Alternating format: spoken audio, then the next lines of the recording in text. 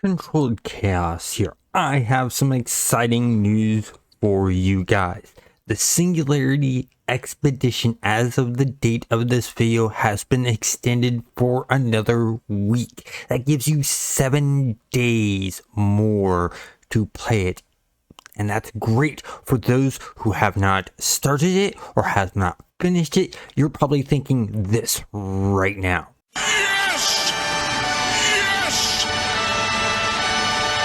Now, I do want to go ahead and talk about why they possibly did this extension. I have 2 ideas rolling around in my head. The first one is because this expedition didn't launch like the normal ones do, where they all launch on the platforms all at the same time. This was more of a scattered. It first launched on the PC and the Mac, and then it came out on the Xbox and the PlayStation, and then the Nintendo Switch. And so it was very staggered. And that was a real bummer. But I believe the reason this happened was when developers do big content updates like this, sometimes the console companies ask them to put it through certification. And for some reason, these were failing certifications, which was actually, if this happened, was costly to Hello Games. And the reason being is every time you have to put your game or an update up for certification, it costs $10,000.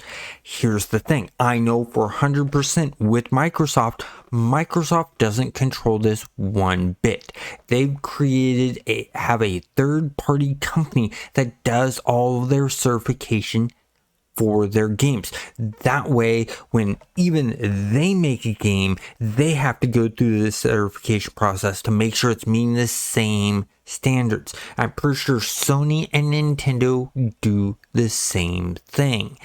And that's why it got this sort of staggered effect of things coming out. Because on the PC, there is no certification. You can put out whatever you want. It can be as buggy as you want. It can crash as much as you want. Consoles don't do that. They haven't done that since the day of Atari. Once the Atari console systems failed, then Nintendo came out with their console system, and they did a whole entire quality assurance things of video games. And every console company after that has done the same thing. And this is what caused that staggered effect. Now, I believe because of that staggered effect, they wanted to give those console players more time to be able to finish the expedition. That's the number one reason I think this has happened. The number 2 reason, and less likely reason, is the fact that they're having a bit of an issue with getting stuff done for the next big update, which normally is projected around the beginning of August. So the only way we'll know that that's true is if there's a pushback date on the next update. If we don't see it in the beginning of August, we see it in the middle of August or late August, they may have had some trouble there because they like to have 2 to 3, maybe a month gap between updates, since they've been doing their whole entire new update things with doing an update, then an expedition, then update, then an expedition. They don't want much time between because guess what? That keeps us, especially me, playing the game. So I think by them pushing this out, it's because of the whole entire stagger that they had to do with putting out on the consoles late.